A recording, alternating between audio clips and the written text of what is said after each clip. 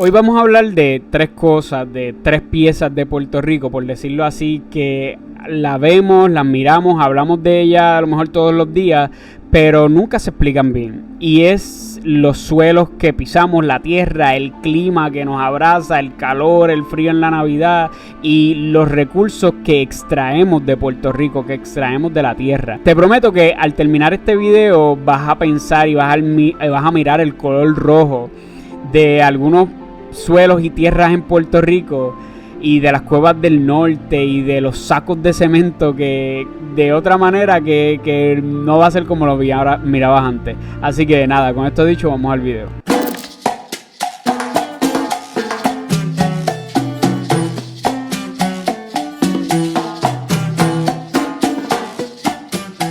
Saludos a todos, bienvenidos nuevamente a este canal. Mi nombre es Orlando Martel y yo soy un hombre en construcción.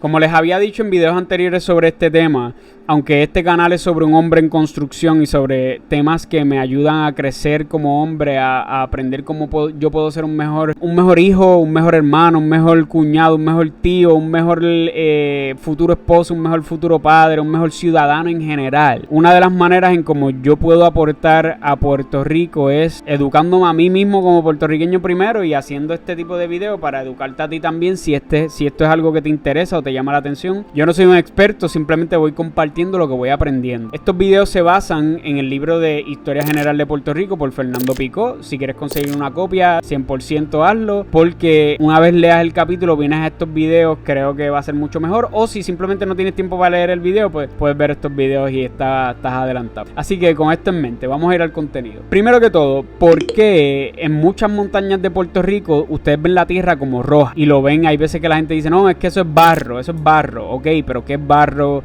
y por qué específicamente es de color rojo? Y la clave está en la idea y el concepto de lo que se llama meteorización química. Meteorización significa romper roca y hay dos formas para hacer esto. Está la forma física, que es cuando se tritura la roca, y está la forma química, que es cuando se disuelve o se transforma por reacciones químicas, valga la redundancia. Así que una analogía para esto, para que se visualice mejor, es como que piensen en una cacerola de hierro que deja a la intemperie, o sea, que deja al aire libre. Con agua y oxígeno se oxida y se pone roja, ¿verdad? Ustedes le ven como que ese colorcito rojo de que se oxidó. A la roca le pasa algo parecido. ¿Y qué pasa? El proceso está en que la lluvia que cae no es agua pura, como hablamos en un video anterior. La lluvia que cae lleva un poquito de ácido carbónico, que es agua más CO2 del aire y del suelo también. ¿Y qué pasa? Ese ácido suave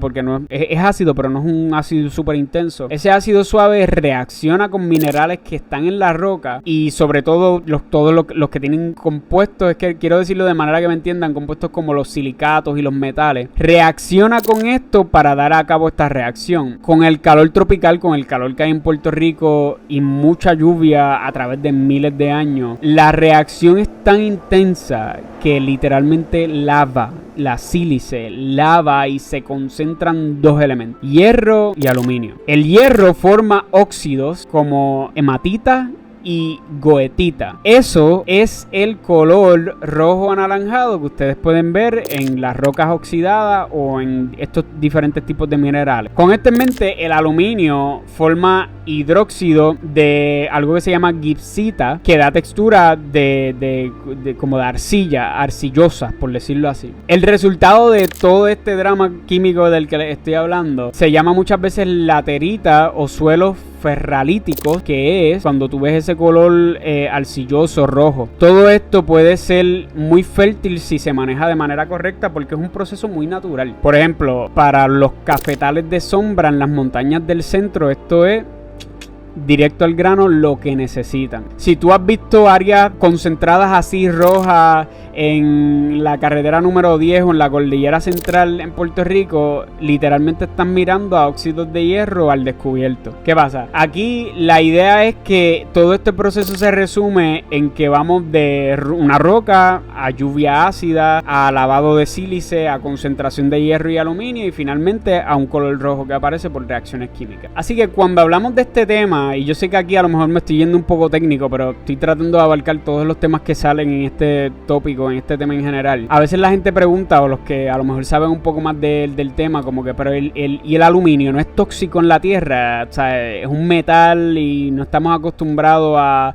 hablar de metales en la Tierra, y ¿verdad? Porque rápido nos viene a la mente conceptos como el plástico, que nos han enseñado que es tóxico para el ambiente. Pues alguien puede preguntar razonablemente, ¿pero ¿y el aluminio no es tóxico? En su estado natural en el suelo, está en minerales estables. Lo importante para la agricultura es el pH. Los suelos, la tierra muy ácida, puede liberar aluminio intercambiable que sí afecta raíces, que sí afecta el medio ambiente y la tierra, por decirlo así. Por eso es que se encalan algunos suelos, por eso es que hay ciertos procesos que se llevan a cabo para esto. Pero eso es, ¿verdad?, para dar una explicación más sencilla. Lo próximo que tenemos que hablar en este tema es qué es la zona kárstica del norte y por qué los suelos son delgados, calcáreos y con poca materia orgánica, como lo habla Fernando Pico. Mira, si vamos a la zona del norte de Puerto Rico, hay una franja de mogotes, de sumideros y de cuevas. Eso es lo que se llama la zona kárstica. Kárstico viene o significa tallado por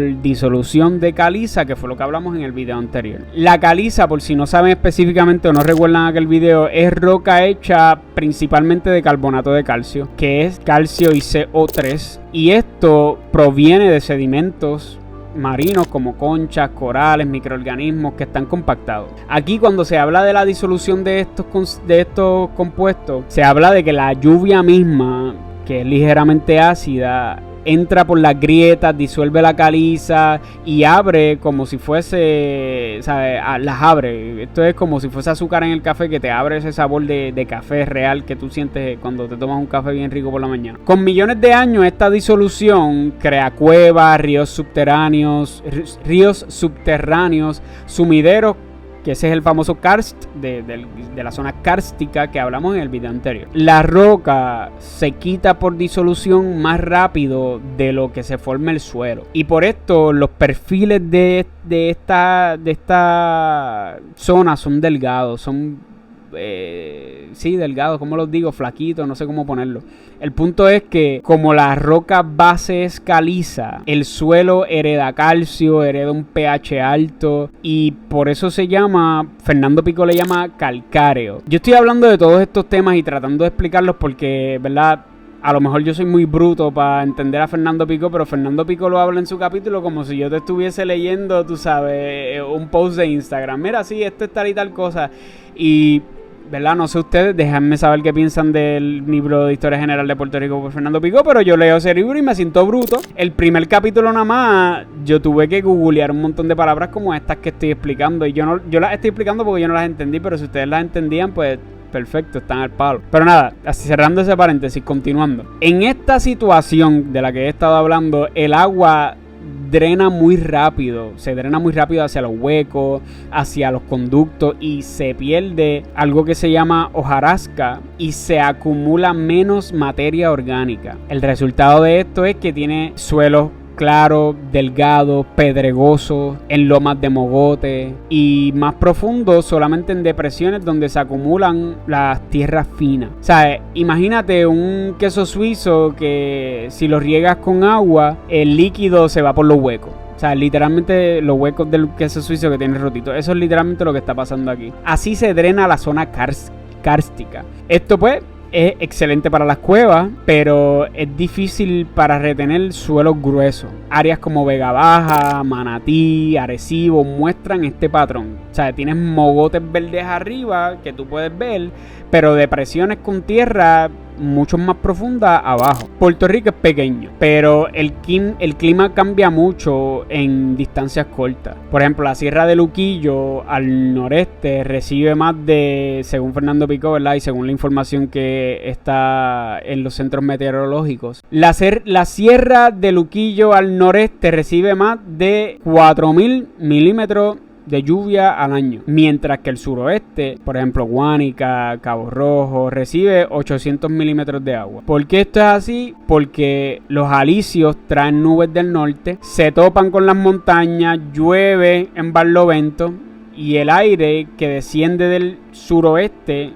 llega seco y caliente. Cuando Fernando Picó y estos meteorólogos hablan de que se recibieron 800 milímetros de agua, o sea, es como decir que si recogiéramos toda la lluvia de un año, pues formamos una capa de 80 centímetros sobre el suelo, ¿verdad? Poca para los trópicos, pero pues con menos lluvia y más sol, las plantas son más ralitas, son, o sea, a lo mejor más débiles, más delgadas, el suelo queda más expuesto y pues el viento tiende a tener más poder para mover polvo y partículas en el aire. La definición de todo esto es que en un clima semiárido llueve poco y la lluvia que hay se concentra solamente en algunos meses, que es literalmente lo que tenemos en Puerto Rico. Digo, en algunas etapas, porque hay algunos pueblos que está lloviendo todo el tiempo. ¿Qué pasa? Hay áreas en donde hay déficit de lluvia en gran parte del año. No es que es un desierto, pero la vegetación es algo como que se llama xerófila, que es que está adaptada a la sequía. La erosión eólica es el arranque, ¿no? Es el transporte y el depósito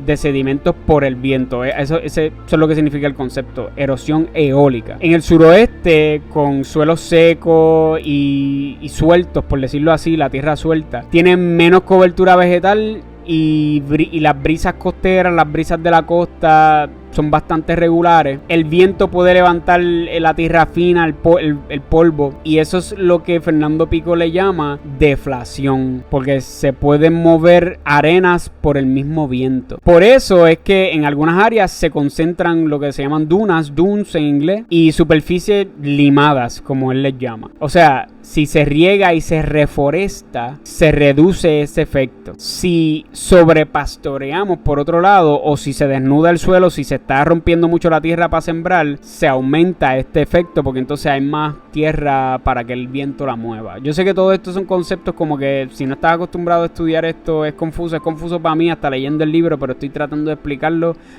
a lo mejor de mis habilidades. Si me equivoco, escríbeme en la caja de los comentarios qué tú piensas, pero aquí vamos. Pasamos a los recursos geológicos, que es que la caliza del norte no solo hace paisajes bonitos que vemos en las montañas y en esos pueblos del norte, sino que es materia prima para agregados como lo es la arena triturada, la gravilla y el cemento. ¿Y qué pasa? Aquí la receta de esto es básicamente que se extrae caliza de la tierra, que está rica en carbonato de calcio y arcilla, que es sílice y alúmina.